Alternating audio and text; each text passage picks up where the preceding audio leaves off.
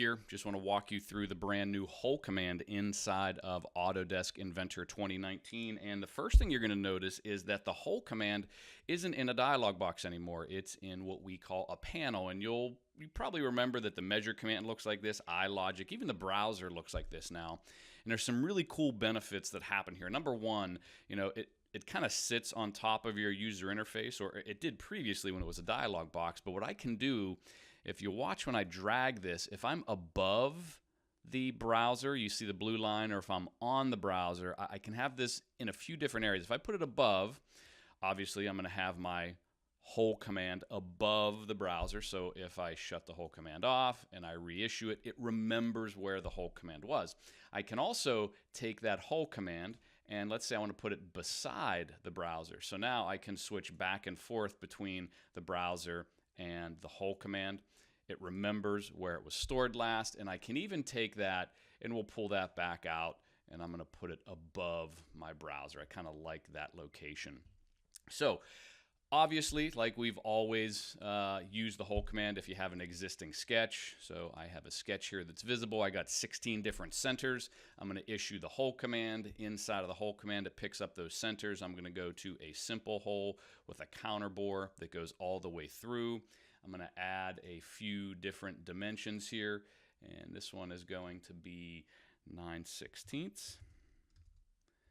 And that's going to be 3.5 inches from that top face. And this one is going to be 11/32 of an inch. And I'm going to hit OK.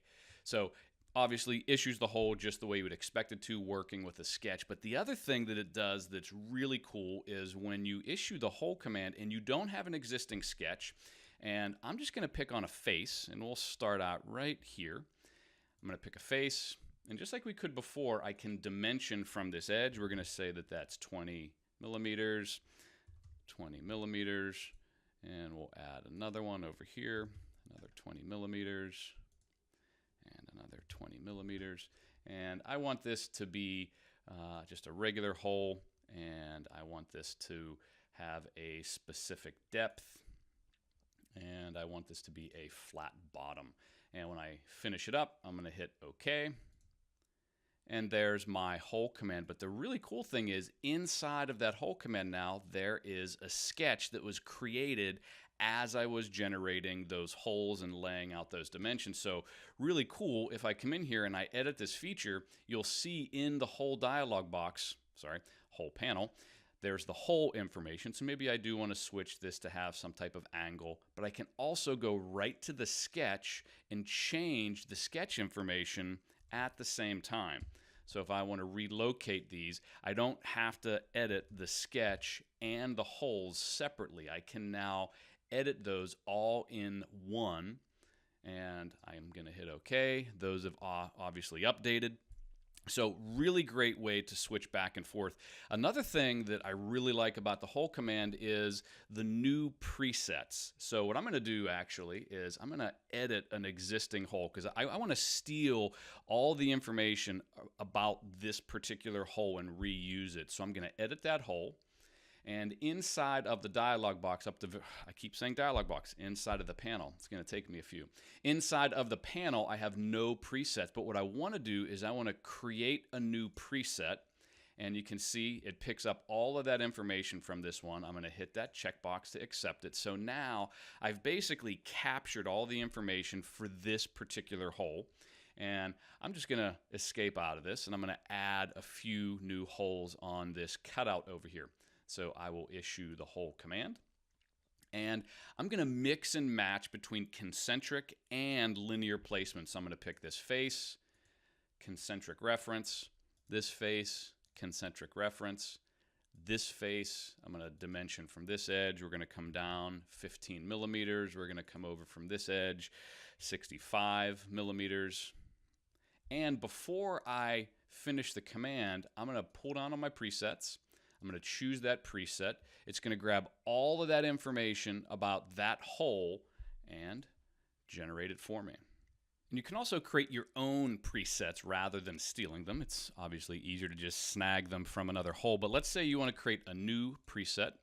And I'm going to come in here and define this. This is going to be a simple hole. It's going to have a counter bore. It's going to be a specific depth. And I have the direction shows. We'll choose flat. And let's say this is going to be a 1/2 inch. 1/8 inch for my depth. 1 inch altogether. 1/4 inch. I will save that. And it'll see it names that. I'll show you how to change that name here in a second. Make sure you hit the check box or it doesn't save it.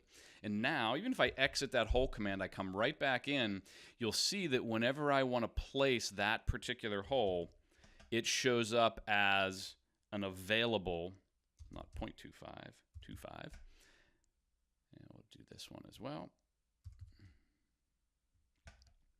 I can come in here, choose that particular preset. If I hit the plus sign rather than OK, it keeps you in the hole command.